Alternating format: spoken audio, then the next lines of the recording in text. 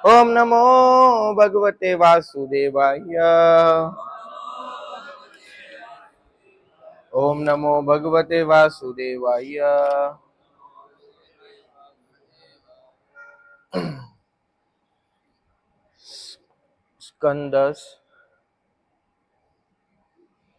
स्कंदस अध्याय 43। भगवान श्री कृष्ण द्वारा कुवल्या पीड़ हाथी का वध। श्लोक संख्या 31। जनेषु एवं ब्रुवाणेषु तुर्येषु निंदतसु च कृष्ण रामो सभाभाष्य चारुणो वाक्यमब्रवीत्। अनुवाद तथा तात्पर्य। कृष्ण कृपा मूर्ति अभय शरणारविंद भक्तिवेदांत स्वामी शिल प्रभुपाद के विनीत शिष्यों द्वारा अनुवाद। जिस तरह लोग इस तरह बातें करते रहे थे और तुरियां गुजने लगी थी, तब पहलवान चाणूर ने श्री कृष्ण तथा बलराम से ये शब्द कहे। तात्पर्य। दर्शकों के द्वारा भगवान श्री कृष्ण की इतनी अधिक प्रशंसा चाणूर से सहन न हुई और अतः उसने दोनों भाइयों से कुछ कहना पड़ा। ओम ज्ञानतिमिरन्धस्य ज्ञानाञ्जनशलाकया चक्षुरोन्मीलितं येन तस्मै श्रीगुरुवे नमः। श्रीचैतन्यमनोभीष्टं स्थापितं येन भूतले स्वयं रूप कदा मह्यं ददाति स्वपदान्तिकम्। वाञ्छाकल्पतरुभ्यश्च कृपा सिन्धुभ्य एव च पतितानां पावनेभ्यो वैष्णवेभ्यो नमो नमः।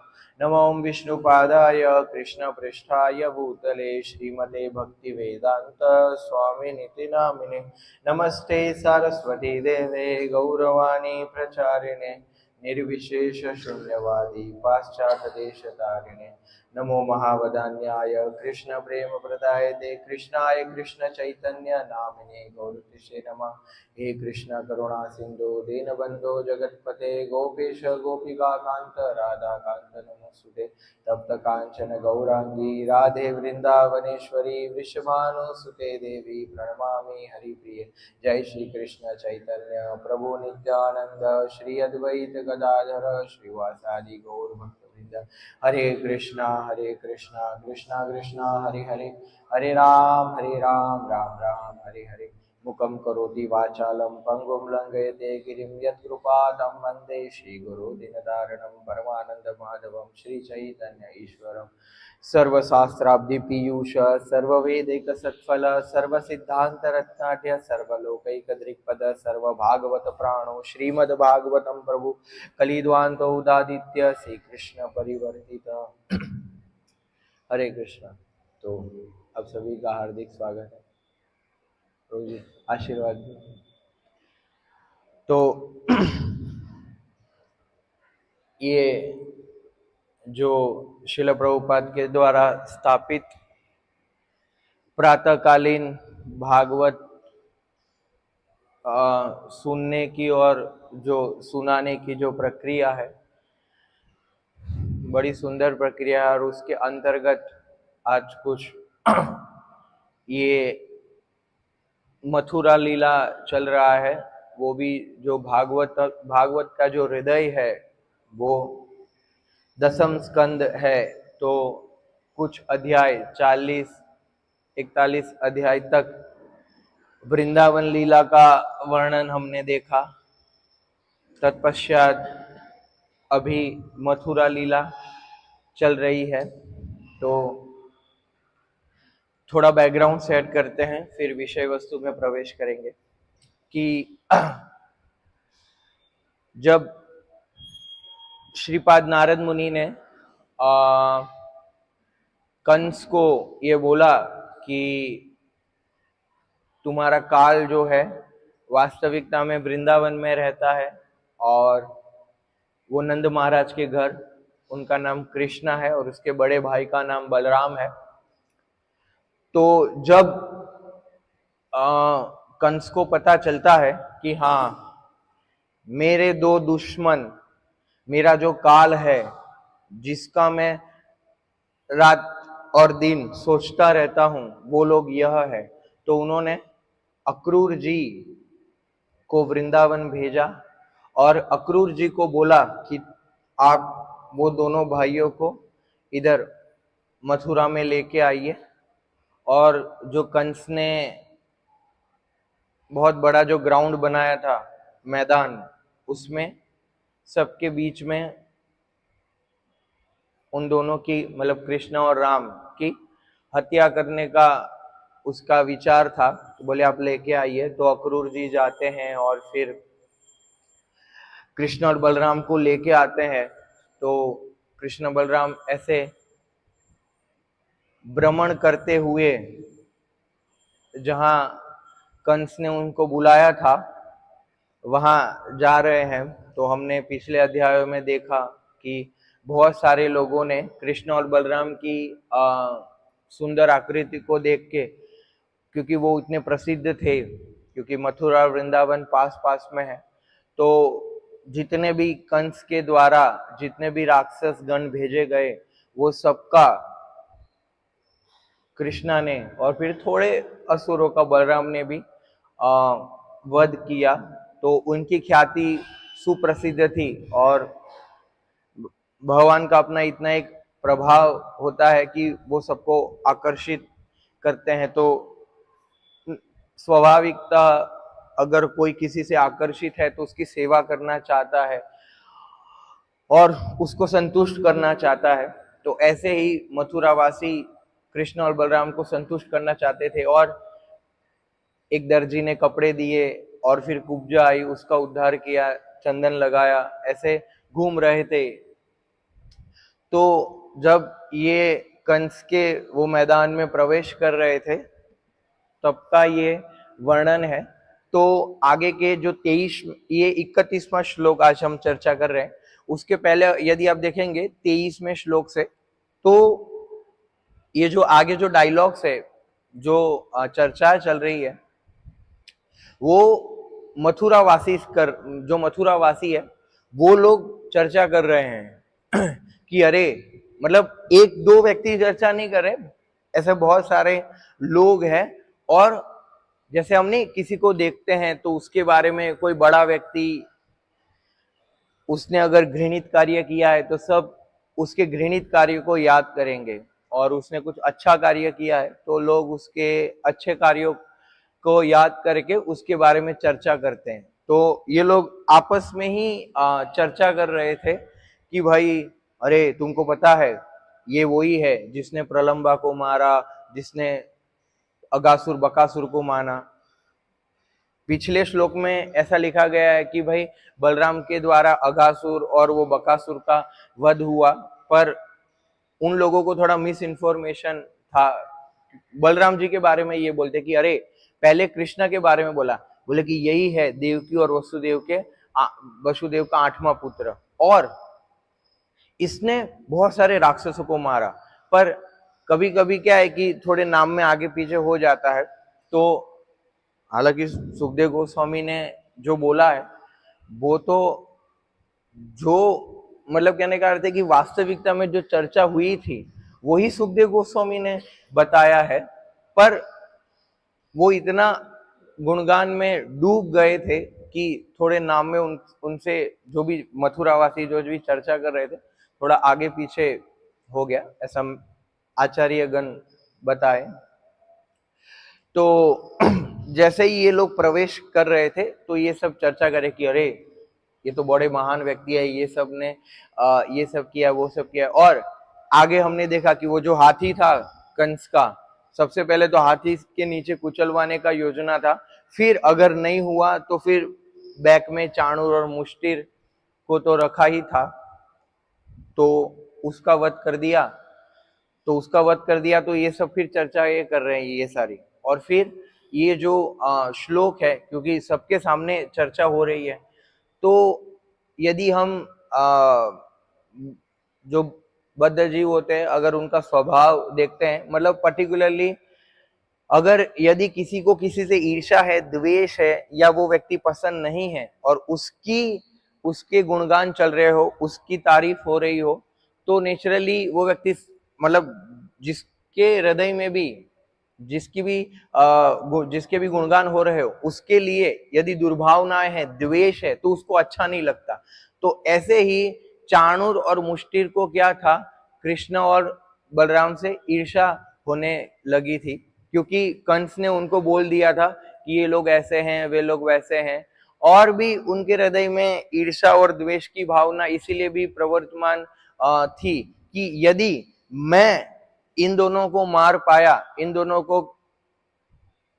को हटा पाया इधर से, तो कंस जो उनके महाराज थे, बोले कि महाराज कंस बहुत ज्यादा प्रसन्न होंगे और मेरे को कुछ भेंट देंगे और मैं बड़ा व्यक्ति बन जाऊंगा। इसीलिए भी अपने निजी स्वार्थ, क्योंकि स्वार्थ जो है वो द्वेष का और ईर्ष्या का कारण बन जाता है। जो भी व्यक्ति स्वार्थी होता है और अपने बारे में, जिनके हृदय में आई एंड माइंड का कंसेप्ट, मैं और मेरा का जो दुर्भावना है, जो शरीर से वास्तविकता में संबंध रखता है, वो होता है जिसके हृदय में भी वो व्यक्ति किसी के गुणगान इतना सहन नहीं कर पाता है, क्योंकि वो व्यक्ति हमेशा चाहता है कि इसमें मैं कहाँ हूं, मतलब ये तो दूसरे व्यक्ति का गुणगान हो रहा है, उसमें मेरा क्या है, मैं कहाँ, मतलब क्या बोलते हैं, फीट बैठता हूं, ये तो इनके बारे में। और ज्यादा ईर्ष्या तो तब होती है कि जब दोनों व्यक्ति के जो प्रोफेशन होते हैं, मतलब जो दोनों व्यक्ति के काम समान होता है। जैसे एक कपड़े की बिक्री करने वाला व्यक्ति को किसी जो रेस्टोरेंट वाले से ईर्ष्या नहीं हो सकती, पर एक रेस्टोरेंट वाले को दूसरे रेस्टोरेंट वाले से द्वेष हो सकता है। तो इधर क्योंकि कृष्णा के ऐश्वर्यों का गुणगान हो रहा है, कृष्णा की शक्ति का गुणगान हो रहा है, कृष्ण और बलराम के बलों का गुणगान हो रहा है, तो क्योंकि वो दोनों भी पहलवान थे और लड़ाकू थे, तो लड़ाकुओं में ऐसा ही रहता है कि यदि किसी के ज्यादा गुणगान किए जाए तो उनका फिर अहंकार को ठेस पहुंचती और फिर वो सहन नहीं कर पाते। तो ऐसे ही ये इधर चाणूर का नाम लिया गया, पर मुष्टिर भी खड़ा था, तो चाणूर ये सब सहन नहीं कर पाया। और फिर 32वें श्लोक से लेके आगे ये अध्याय खत्म नहीं होता, तब तक कुछ 8-10 श्लोक होंगे आगे, तब तक चाणूर बहुत ज्यादा बोलता है कि अरे तुम दोनों छोटे बालक हो, मैं तो सालों से लड़ रहा हूं, तुम कहां से इधर आ गए, मैं तो तुम्हें ऐसे ही मसल दूंगा कि कैसे।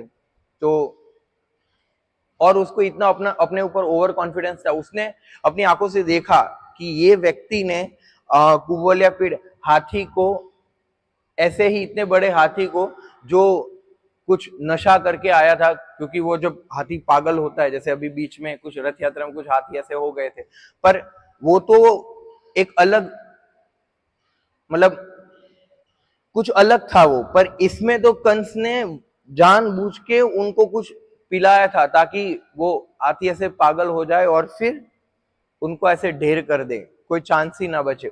ऐसे लोगों को उन्होंने, मतलब क्या बोलते हैं, कृष्ण और बलराम ने उद्धार किया था, पर वो देख नहीं पा रहा था, उसको अपने पर इतना अहंकार होता है, तो वो वास्तविकता में शक्ति देख नहीं पाता है। तो मतलब जिस व्यक्ति के हृदय में भी ये अहंकार होता है, वो दूसरों की शक्ति को हमेशा कम आंकता है, दूसरों को कम आंकता है और खुद को बड़ा बताता है, और दूसरों की जो महिमा है उसको छोटा कर देता है। तो ये द्वेष, अहंकार, ईर्ष्या, ये सब स्वार्थपूर्ण भावना और ये जितने भी जो दुर्गुण है, उससे प्रेरित व्यक्ति जो है ना दूसरों की परिस्थिति को, मतलब दूसरों की क्या स्थिति है ना वो समझ पाता है, ना खुद की क्या स्थिति है, खुद का क्या स्तर है, वो भी नहीं समझ पाता, दूसरों का स्तर भी नहीं समझ पाता, और हमेशा परिस्थितियों को गलत आंकता है। तो इसीलिए वो हमेशा हर परिस्थिति में गलत निर्णय लेता है और फिर ऐसे वो मतलब उसको पछताना पड़ता है। तो ये जितने भी दुर्गुण है वो केवल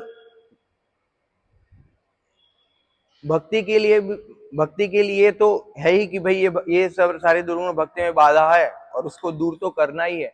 पर यदि हम सामान्य जीवन में भी बात करें, सामान्य जीवन में भी जो भी हमें निर्णय लेने होते हैं, जो भी हमारी हर रोज की जो भक्तों के साथ, अन्य लोगों के साथ जो भी व्यवहार होते हैं, उसमें भी यदि हम समझ सकते हैं कि अगर यदि अच्छे से हमें अपने आप को प्रस्तुतिकरण करना है बायस ना होके, तो भी ये दुर्गुणों को दूर करना एक अनिवार्य है, क्योंकि इससे ही फिर व्यक्ति सही निर्णयों पर जा सकता है। सही निर्णयों को लेने से रोकते हैं ये सब जितने भी जो गलत और दुर्भावनाएं हैं, वो सब व्यक्ति को रोकते हैं और वो हमेशा गलत निर्णय लेता है, भ्रमित हो जाता है इसकी वजह से। तो और एक सब्जेक्ट मैटर था कि वृंदावन में हमने देखा कि वृंदावन में भगवान ने माधुर्य प्रकट किया, तो ये इधर कृष्ण और बलराम के शक्तियों का गुणगान हो रहा है, मतलब ऐश्वर्य का गुणगान हो रहा है। तो ऐश्वर्य हमेशा माधुर्य को असिस्ट करने के लिए भगवान प्रयोग करते हैं। जैसे कृष्णा ने द्वारका, रातों रात द्वारका का निर्माण किया, और भी उन्होंने ब्रज में भी थोड़े थोड़े ऐश्वर्य प्रकट किए।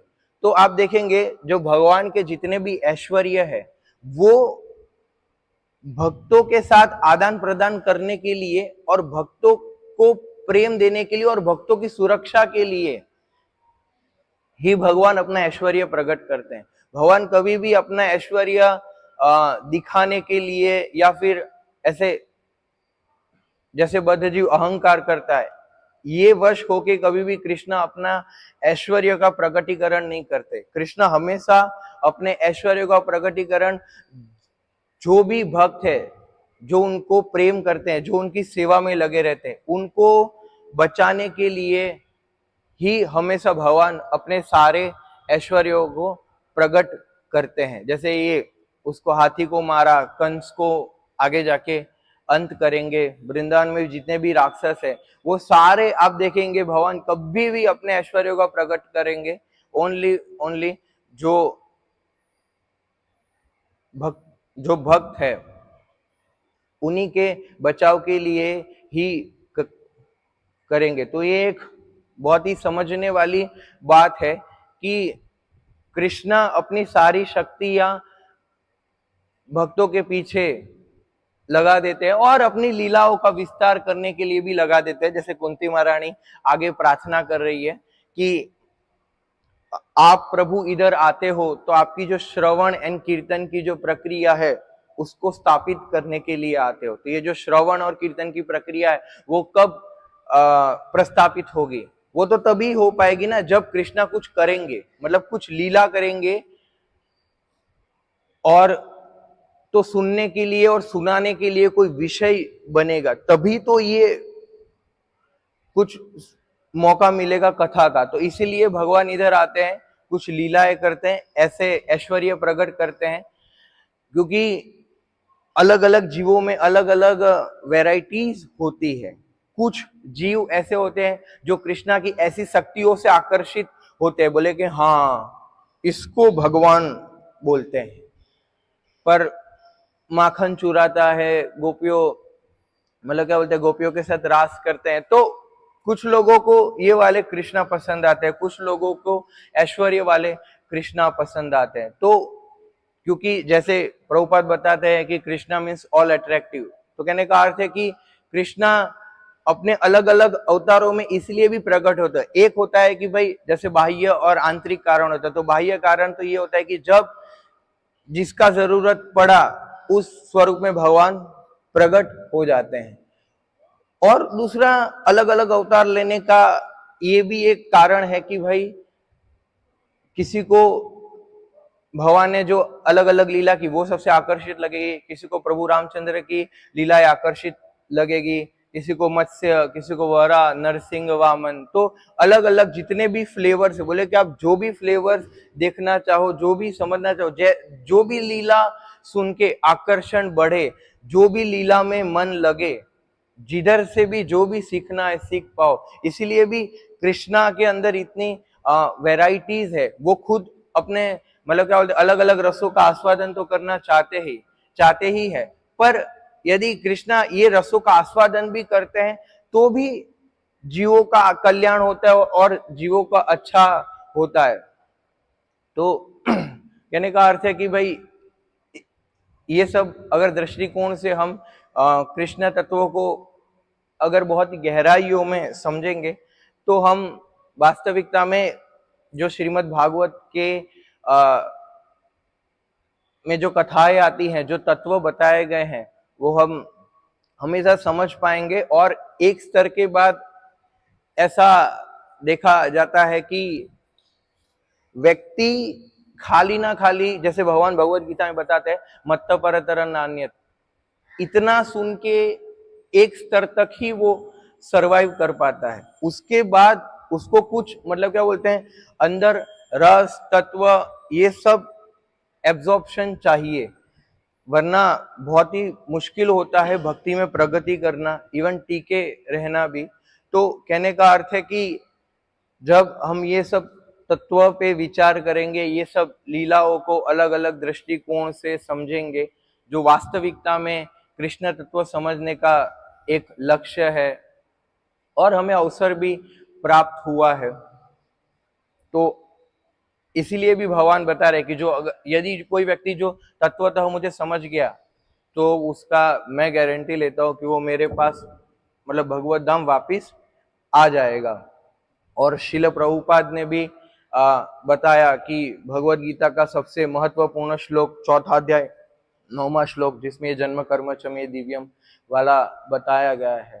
तो यदि हम कृष्ण तत्व को अच्छे से जान गए, समझ गए, हालांकि कृष्ण तत्व में उनकी लीलाएं ये सब तो है ही, पर जो जीव तत्व है और जो अन्य तत्व है, भौतिक प्रकृति को समझना, जो भगवान कपिल देव अपने उपदेशों में बताते हैं, ये सभी भी हम समझ जाएंगे। और भगवत तत्व, जीव तत्व और ये जो शक्ति तत्व ये भी समझेंगे, तो सबका कॉम्बिनेशन मिला के बहुत सारे तत्व हमें क्लियर होंगे और धीरे धीरे एब्जॉर्प्शन बढ़ता जाएगा नाम, रूप, गुण, लीला और फिर धाम में। तो ये एक प्रक्रिया है जो भगवत साक्षात्कार तक हमें पहुंचा सकती है।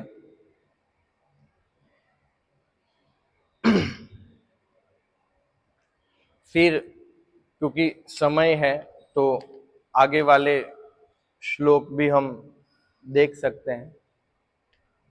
32वां श्लोक, हे नंद सुनो हे राम, भवन्तो वीर सम्मतो,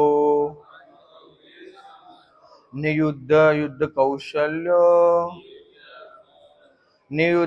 कौशल्यो श्रुत्वा राज्ञा हूतो दिग्दक्षिणा। तो अभी चाणूर क्या बताता है आगे कि अरे नंद पुत्र, ओ बलराम, तुम दोनों ही साहसी पुरुषों द्वारा समादरित हो और दोनों ही कुश्ती लड़ने में दक्ष हो। तुम्हारे पराक्रम को सुनकर राजा ने स्वतः देखने के उद्देश्य से तुम दोनों को यहां बुलाया है। फिर आगे बता रहा है, प्रियम राज्ञ प्रकृवर्तय श्रेयो विदन्ति वै प्रजा, मनसा कर्मणा वाचा विप्रतिम, अतः अन्यथा। बता रहे जो प्रजा राजा को अपने विचारों, कर्मों तथा शब्दों से प्रसन्न रखने का प्रयास करती है उसे अवश्य ही सौभाग्य प्राप्त होता है। किंतु जो लोग ऐसा नहीं कर पाते हैं उन्हें विपरीत भाग्य का सामना करना पड़ता है। ये जो चाणूर है वो क्या ज्ञान देने का प्रयास करता है कि भाई आप देखो कि जो व्यक्ति राजा को मतलब अथॉरिटीज को प्रसन्न करता है वो अच्छे से रह पाता है, पर ये हालांकि एक प्रोपोगेंडा तहत ही बोल रहा है। जैसे श्रील प्रभुपाद हिरण्यकशिपु जब ज्ञान देते हैं आगे, तब उसमें लिखते हैं कि knowledge without character is useless. तो इसके केस में भी यही होगा कि ये भगवान को ज्ञान देने का प्रयास करता है, और ये क्योंकि आसुरिक प्रवृत्ति के जो लोग होते हैं उनके हृदय में ऐसा ही होता है कि उनको कोई सदाचार या फिर ऐसा उसको पता नहीं चलता कि कौन है क्या है, क्योंकि ना उसको भगवान की परिस्थिति पता है ना उसको खुद की परिस्थिति पता है, मतलब उसको आत्मज्ञान नहीं है। इसीलिए जो व्यक्ति को आत्मज्ञान नहीं होता है उसकी डीलिंग्स भी इम्प्रॉपर होती है। तो वो भगवान से क्योंकि ईर्ष्या है तो उन्हीं को ही ज्ञान देने का प्रयास करता है, सब उन्हीं को ही ऐसे गलत सही बताने का क्या करता है, ये प्रयास करता रहता है। हालांकि ज्ञान सही है, पर कहने का अर्थ है कि वो एक उसका एक उद्देश्य है, एक स्वार्थपूर्ण उद्देश्य है, वो परिपूर्ण करना चाहता है। तो क्योंकि उसके ज्ञान में शुद्धता नहीं है तो इवन कोई व्यक्ति ये समझेगा सुनेगा तो भी इसकी बात को गंभीरता से ले नहीं पाएगा। तो जो भी व्यक्ति जो प्रचार करता है उसका आचार भी आवश्यक होता है। ये सब जो एक ऐसे जो नेगेटिव कैरेक्टर्स होते हैं, जो ये चाणूर और मुष्टिर ऐसे भक्तों के लिए ऐसे विलन के समान है, तो ऐसे लोगों से तो यही सीख सकते हैं कि भाई हाँ, इन लोगों के जैसे गुण विकास नहीं करने हैं और इन सारे गुणों से बचना है। तो इतने श्लोक से ये कुछ थोड़े विचार थे। यदि